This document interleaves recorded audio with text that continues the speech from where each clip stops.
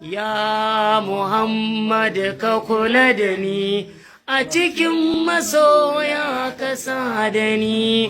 Bismillahirrahmani, na roƙi Allah mannani, a kullum na yo sabon launi, na yabo gurin mai ƙur'ani don a ranar ƙiyama ya san da ni.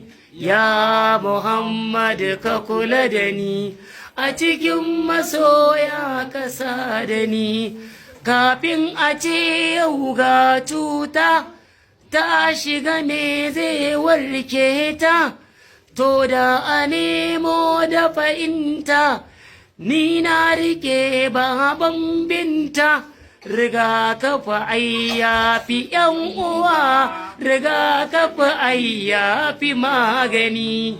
Ya Muhammad ka kula da ni, a cikin masoya ka sa da ni. Sallallahu alaihi wasallam.